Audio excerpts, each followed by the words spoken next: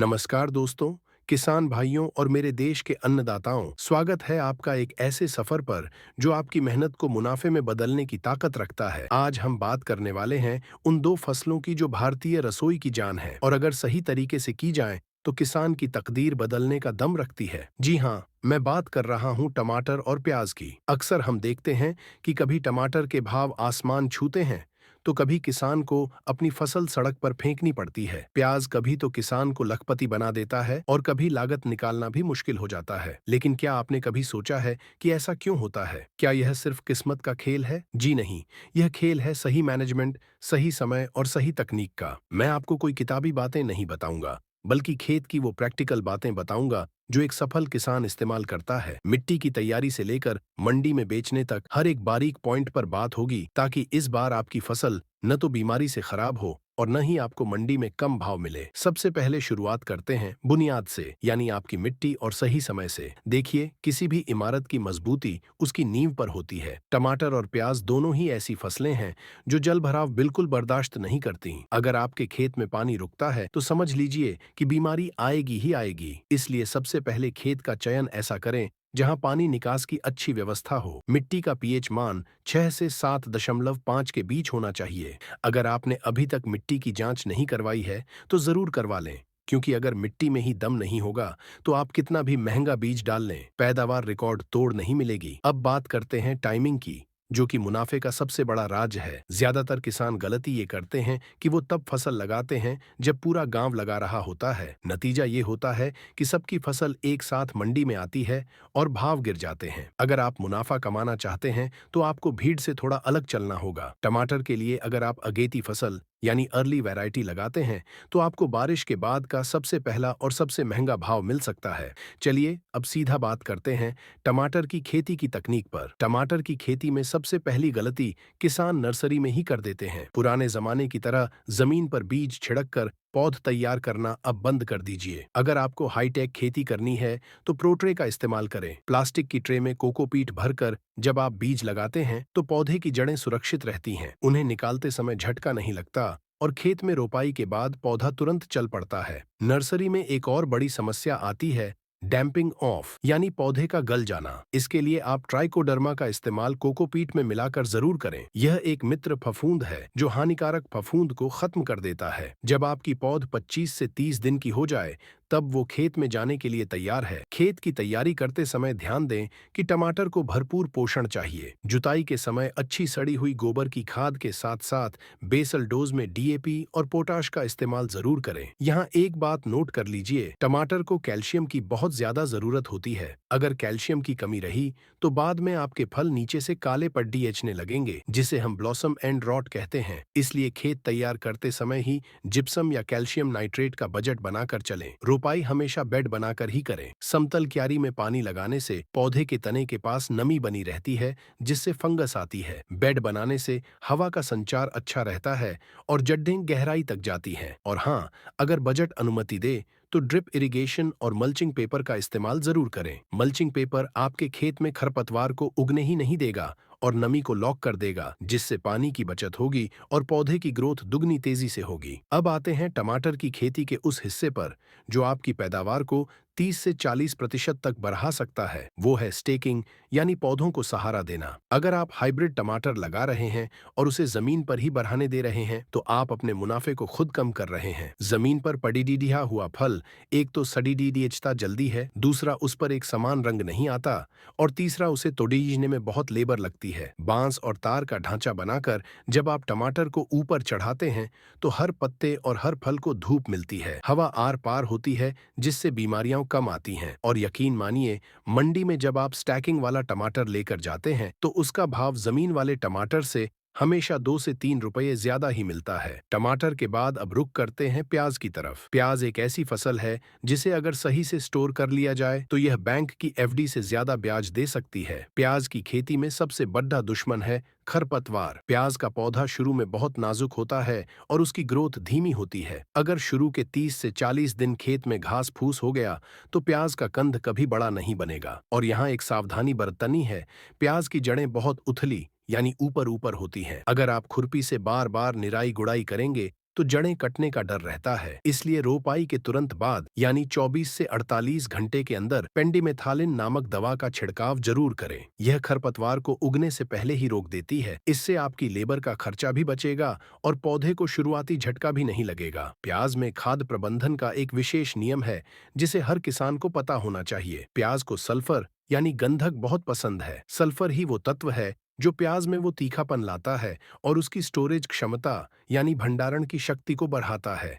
इसलिए डीएपी और यूरिया के साथ साथ सल्फर का प्रयोग जरूर करें। एक और गलती जो किसान अक्सर करते हैं वो है फसल के आखिरी समय में यूरिया डालना। ध्यान से सुनिए, जब प्याज की गर्दन मोटी होने लगे और कंद का आकार बन रहा हो उस समय यूरिया बिल्कुल बंद कर दें। अगर आप अंत में नाइट्रोजन देंगे तो प्याज ऊपर से तो हरा रहेगा लेकिन नीचे कंद फटने लगेगा। आखिरी समय में आपको सिर्फ पोटाश देना है 0-0-50 ताकि कंद ठोस, चमकदार और वजनदार बने। अब बात करते हैं उस टॉपिक की जिससे हर किसान डरता है, बीमारियां और कीट। टमाटर और प्याज दोनों ही बहुत सेंसिटिव फसलें हैं। टमाटर में सबसे भयानक रोग है लीफ कर्ल वायरस, जिसे हम मरोदिया रोग भी कहते हैं। इसमें पत्ते मुद्दा कर छोटे हो जाते हैं और पौधे की ग्रोथ रुक जाती है। इसका कोई इलाज नहीं है। जी हाँ, आपने सही सुना।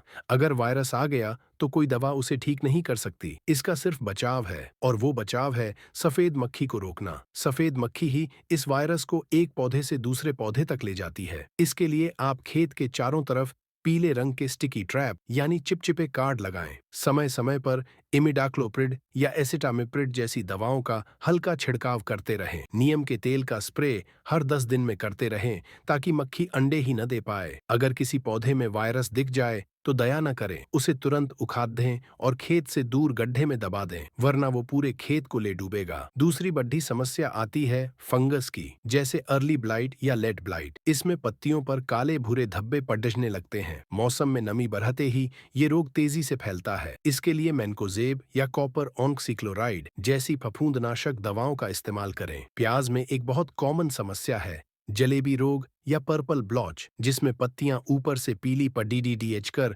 गोल गोल मुद्दाने लगती हैं और बैंगनी धब्बे पडीडीडीएच जाते हैं। जैसे ही आपको लक्षण दिखें, टेबुकोनाजोल और एजॉक्सीस्ट्रोबिन के कॉम्बिनेशन वाली दवा का स्प्रे करें। लेकिन यहाँ एक बहुत जरूरी टिप है, प्याज के पत्ते बहुत चिकने और सीधे होते हैं। आप दवा छिड़कते हैं और वो बूंद बनकर नीचे फिसल जाती है। इसलिए प्याज में जब भी स्प्रे करें उसमें अच्छी क्वालिटी का सिलिकॉन चिपको या स्टिकर जरूर मिलाएं। इससे दवा पत्ते पर चिपक जाएगी और पूरा असर दिखाएगी। सिंचाई यानी पानी का प्रबंधन भी इन दोनों फसलों में बहुत महत्वपूर्ण है। टमाटर में अगर आप अनियमित पानी देंगे यानी कभी बहुत ज्यादा सूखा और फिर एकदम से भर दिया तो फल चटकने लगेंगे, जिसे फ्रूट क्रैकिंग कहते हैं। मिट्टी में हमेशा हल्की नमी बनी रहनी चाहिए। ड्रिप इरिगेशन इसमें सबसे बेस्ट काम करता है। प्याज में कंद बनते समय पानी की कमी नहीं होनी चाहिए, वरना साइज छोटा रह जाएगा। लेकिन प्याज की खुदाई से कम 10 से 15 दिन पहले सिंचाई पूरी तरह बंद कर देनी चाहिए। यह बहुत जरूरी पॉइंट है। अगर खुदाई के समय जमीन गीली रही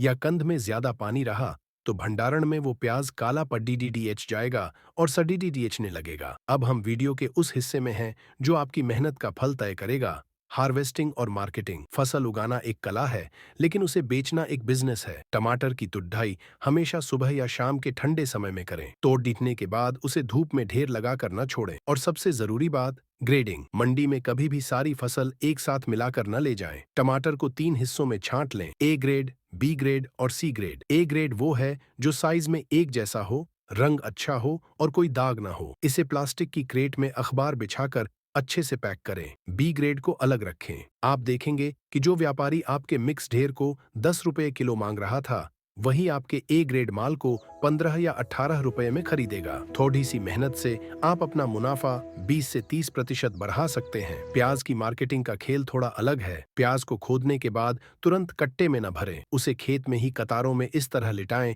कि एक प्याज की पत्तियां दूसरे प्याज के कंद को ढक लें। इसे क्योरिंग कहते हैं। 2 से 3 दिन धूप लगने दें ताकि उसकी बाहरी परत सूख कर टाइट हो जाए और गर्दन बंद हो जाए। इसके बाद उसे छाया में सुखाएं। जब गर्दन पूरी तरह सूख जाए तब उसे कंद से 2 से से 3 सेंटीमीटर ऊपर से काटें। बिल्कुल सटाकर न काटें, वरना फंगस अंदर घुस जाएगी। प्याज को बेचने की जल्दबाजी न करें। अगर आपके पास जगह है तो हवादार गोदाम में उसे स्टोर करें। अक्सर देखा गया है कि फसल आने के 3 से 4 महीने बाद भाव दोगुने हो जाते हैं। इसके लिए आप बांस और जाली का सस्ता स्ट्रक्चर बना सकते हैं, जिसमें हवा नीचे से और साइड से आर पार होती रहे। एक स्मार्ट किसान वो है जो एक ही टोकरी में सारे अंडे नहीं रखता। आप अपने खेत का प्लान ऐसे बनाएं कि कुछ हिस्से में टमाटर हो जो आपको रोज का खर्चा निकालने के लिए नकदी देता रहे, क्योंकि टमाटर की तुढ़ाई हर दूसरे तीसरे दिन होती है। और कुछ हिस्से में प्याज हो जो आपको सीजन के अंत में एक मुश्तबद्धा पैसा दे, जिसे आप बैंक में जमा कर सकें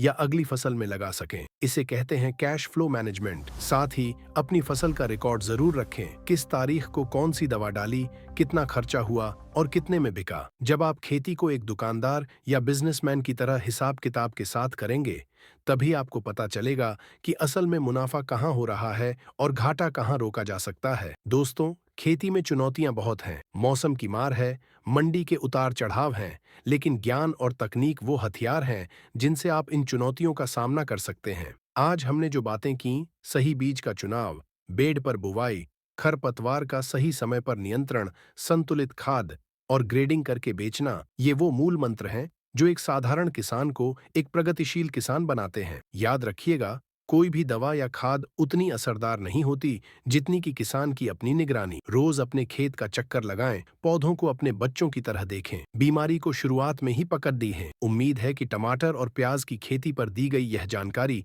आपके काम आएगी और अगले सीजन में आपके खेत में रिकॉर्ड तोड़ उत्पादन होगा। अगर आपके मन में अभी भी कोई सवाल है, चाहे वो किसी विशेष दवा के बारे में हो या किसी खास बीमारी के बारे में, तो बेझिझक नीचे कमेंट करें। हम कोशिश करेंगे कि आपके हर सवाल का जवाब दे सकें। इस जानकारी को सिर्फ अपने तक सीमित न रखें, इसे अपने साथी किसान भाइयों के साथ शेयर करें, क्योंकि जब देश का किसान आगे बढ़ेगा तभी देश आगे बढ़ेगा। तो उठाइए अपना फोन, प्लान बनाइए और लग जाइए अगली फसल की तैयारी में। मेहनत आपकी और तकनीक हमारी। मिलते हैं बहुत जल्द एक और नई जानकारी के साथ। तब तक के लिए अपने खेतों का ध्यान रखें, स्वस्थ रहें और मस्त रहें। जय जवान, जय किसान,